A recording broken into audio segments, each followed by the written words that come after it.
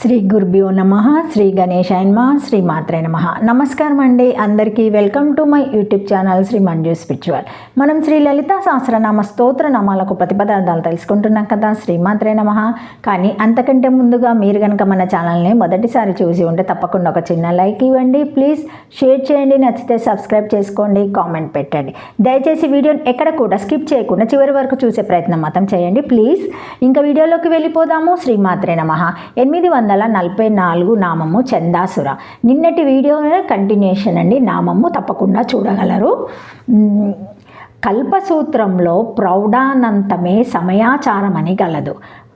కౌలోపనిషత్తులో దీన్నంతటిని సంగ్రహించి ధర్మమా ధర్మమగును అధర్మము ధర్మమగును అని అవస్థ విశేషమును బట్టి ధర్మ నిర్ణయము చెప్పబడినది. ఉత్తముల ధర్మములను ఆ ఉత్తమ స్థితి లేని వారు ఆచరింపకూడదని అర్థము. ఈ విషయమును యోగిని హృదయం నందు వివరించి తెలిపిరి. త్రాగుచూ నాట్యం చేయుచూ వమనం చేయుచు తినుచు స్వేచ్ఛాచారము గలవాడై పరమాత్మకు జగత్తునకు అభేదమును భావన చేయుచు జగత్తును పరమాత్మగా భావించుటతో సుఖముగా నివారించవలేనని అహంత ఇదంతలా ఐక్యము నేను ఇది అను ఐక్యము అభేద భావము గల వారి మనసులో కలిగిన సంకల్ప విషయము తప్పక ధర్మమే అగును గాని అధర్మము కాదు. స్మృతులలో ఇట్లు గలదు. 1 స్మృతి వేదము, 2 స్మృతి ధర్మశాస్త్రము, 3 సత్పురుషుల ఆచారము నడవడిక, 4 తనను మనస్సంతుష్టి. ఈ 4ను ధర్మమునకు ప్రమాణములో మనస్సంతుష్టి అనగా అందరి మనసులను ధర్మమునకు ప్రమాణముగా గ్రహించకూడదు. వెనుక చెప్పిన వారి మనసులను మాత్రమే జగత్ అంతటిని పరమాత్మగా భావించి వారి మనసులను మాత్రమే గ్రహించవలెను.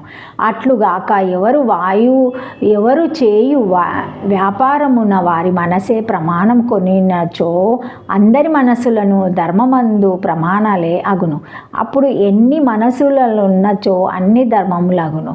నియమము లేక లోకము చెడిపోవును. జరాచరాదులు వారి కృత్యములందు సంచరించినప్పుడు వారి మనసే ప్రమాణమును కొనినచో పతితులగుదురు. వారి నడవడిక ధర్మమును కొని దానిని ఆచరించిన వారు కూడా పతితులగుదురు. కావుననే యాత్ర మనోయతి అను శ్లోకంలోని యచ్చాబద్ధమునకు భగవద్రాపమర్థము కాని వ్యవహారములు కావు. జాగృత్పరమాత్ములకు ఏకత్వమును భావించుచు సంచరించుట అన్నాడు. ఛందస్సు స్వేచ్ఛగా సంచరించుట సారము ధర్మంతో కూడినదిగా కలది. జగత్తునంతను పరమాత్మంలో ఐక్యము చేసి సంచరించుట అను ధర్మం గలదని భావము. లేదా చందా అభిలాష కోరిక నిర్ధారణ చేయబడిన రూపము గలది. ఆమె స్వరూపం ఇచ్చగా నిర్ధారణ చేయబడినది. దేవి ఇచ్ఛాశక్తి స్వరూపురాలు. సారాపదమునకు శ్రేష్టమైనది అని విశేషణపరముగా అర్థము చెప్పుకొనినచో దేవికి విశేషమైన సారా శబ్దము స్త్రీలింగమగుటలో బాధ లేదు. ఇట్లే రాబోవు 2 నామములలోని సారా శబ్దమునకు లింగ నిర్ణయమును చేయవలెను. 4 అక్షరముల నామము. శ్రీమాత్రే నమః. దేవి వేదసార స్వరూపిణిగా గాయత్రి, గుప్త గాయత్రి, ప్రకుట గాయత్రి, అంశ గాయత్రి స్వరూపిణి, గాయత్రి ఛందస్వరూపిణి, కా ఏ ఈ లా హాస కహాల సకల అనున్నవి ఒక్కొక్కటి హించిరాగలిగి పంచదశి అయినది. వేదమే దీనిని అతి రహస్యముగా తెలిపినది. కామ కలయను విద్యారూపము గలది. పరావాక్కుచే షందోద్బోధకములైన పద్యములచే స్తుతింపబడుచున్నది. సజ్జనుల మనసున కళాధర్మానంద రూపాలు కలది. అద్వైతానుభూత్యనందమే దేవి. స్మృతులందు చెప్పబడు స్వేరాచారము సదాచారములందు ఇచ్చాగలది. మన అందరి ధర్మబుద్ధులను ప్రేరేపించు తల్లి ధర్మ ప్రవర్తకురాలు. కామో ఏ యోని ఈ కమల లా వజ్రపహని ఆహ గుహ ఆస సహ మతిరిష్వ కా అభ్రం హ ఇంద్ర పునర్గుహ లా సకల మాయాయే హ్రీంకారంతో 3 కుటలు పంచదశి గుప్తములుగా గల శ్రీ విద్య. శ్రీమాత్రే నమః. శ్రీమాత్రే నమః. 845 నామము శాస్త్రాసార. 4 అక్షరముల నామం.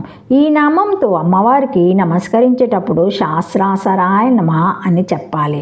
శాస్త్రముల సారా రూపమైంది. ప్రకృతి ధర్మములను శాసించినట్లు చెప్పేవి శాస్త్రాలు. అమ్మవారి అజ్ఞానుల వర్తులై ప్రకృతి ధర్మాలు ఉంటాయి కాబట్టి ఒక విధంగా మరి శాస్త్రాలని అమ్మవారి ఆజ్ఞల క్రిందకే వస్తాయి. శ్రీమాత్రే నమః. మానవులకి సంబంధించిన ప్రవృత్తికి నివృత్తికి నిత్యాకృత్య వ్యవహారాలకు సంబంధించిన విషయాలన్నిటినీ ఈ వివిధ శాస్త్రాలు బోధిస్తాయి. ఇవన్నీ వేదం సంహితంగానే ఉంటాయి. పైగా ఎంతో హేతుబద్ధకంగా తార్కాబద్ధకంగా ఈ శాస్త్రజ్ఞానం ఉంటుంది. అలా ఉన్న విషయాలే శాస్త్రాలు అవుతాయి కానీ మాటిమాటికి మారేవి శాస్త్రాలు కావు. ఈ శాస్త్రాల సారమంతా జ్ఞానమే. అమ్మవారు ఈ జ్ఞానస్వరూపిణి కాబట్టి శాస్త్రసరా కూడా అవుతుంది.